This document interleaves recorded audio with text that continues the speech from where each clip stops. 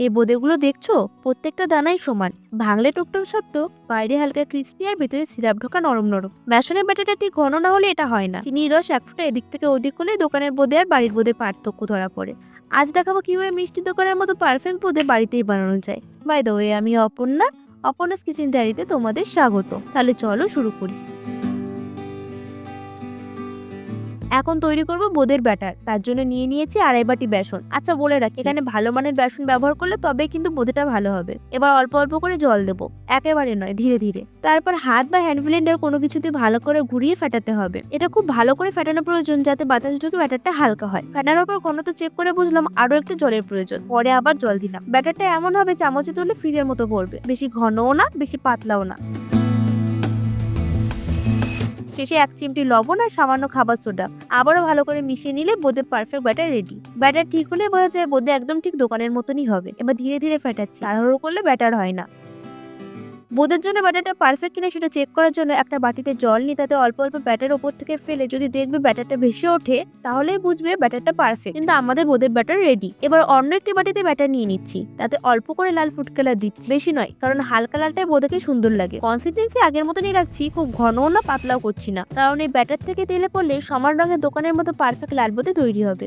এখন চামচ দিয়ে ধীরে ধীরে মিশিয়ে নিচ্ছি, যাতে কোথাও দাগ না থাকে। এই জায়গাটা একটু সময় নিলাম, কারণ তাড়াহুড়ো করলে রেজাল্ট ঠিক আসে না। হাতের কাজটা আস্তে আস্তে করলেই সবকিছু সুন্দর হয়। এবার অন্য একটি পাত্রে আবারও ব্যাটার নিয়ে সবুজ রঙের ফুড কালার অ্যাড করে দিচ্ছি। ফুড কালারটা দেওয়ার পর ভালো করে মিশিয়ে নিতে হবে। এখন সব সেট হচ্ছে, আর একটু পরে আসল পার্টটা শুরু হবে। দোকানের মতো রেজাল্ট পেতে এই ছোট ছোট স্টেপগুলো খুবই প্রয়োজন। চলো এবার ভাজার পালা। এবার কড়াইতে দিয়ে দিলাম রিফাইন তেল। আঁচটা মাঝারি রাখছি, কারণ তেল ঠিক মতো গরম না হলে বোঁদে ছাড়বে না। এখন গরম তেলে ব্যাটারটা ধীরে ধীরে ছাড়ছি। দেখতে পাচ্ছ দানাগুলো নিজে নিজে গোল হয়ে যাচ্ছে।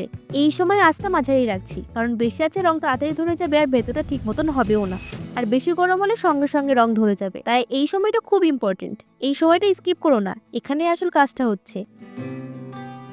হালকা নেড়ে দিচ্ছি যেন সব বোঁদে সমানভাবে ভাজা হয়।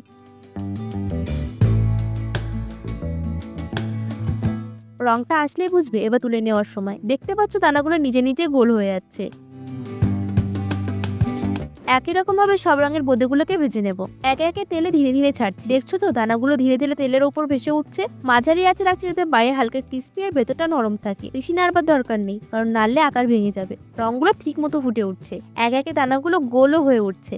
ধৈর্য তো ধরতে হয় এই ব্যাটারটা ভাজার সময়। এই ছোট ছোট স্টেপগুলো পারফেক্ট বোঁদে বানায়। এখনই বোঝা যায় দোকানের মতো সুন্দর নরম আর ক্রিস্পি বোঁদে হবে। আগে ভাবতাম বোঁদে বানানো কত কঠিন, কিন্তু এখন দেখছি এটা ঠিক মাপের ব্যাটার আর একটু ধৈর্য রাখলে একদম সহজ। খুব বেশি তেল বা জটিল কিছু লাগে না। ধীরে ধীরে তেল ছাড়ো, দানাগুলো নিজে নিজে গোল হয়ে উঠবে, রং ঠিক মতো ফুটে উঠবে আর ভেতরটাও নরম থাকবে। দোকানের মতো বোঁদে বানানো এখন একদম ইজি। এবার বানাবো বোঁদের শিরা। প্রথমে 3টে এলাচকে হামানদিস্তে পিষে নিচ্ছি।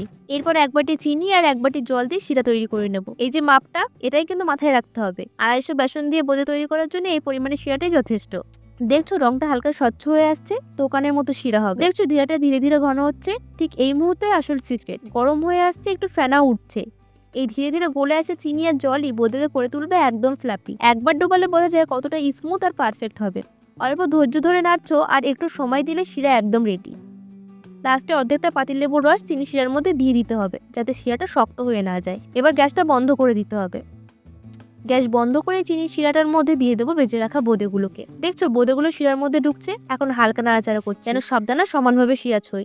খুব শক্তি দিয়ে না, ধীরে ধীরে নাড়াচাড়া করতে হবে, কারণ বেশি নাড়লে দানা ভেঙে যেতে পারে। আর ঠিক মতো না নাড়লে শিরা ছড়িয়ে যাবে না।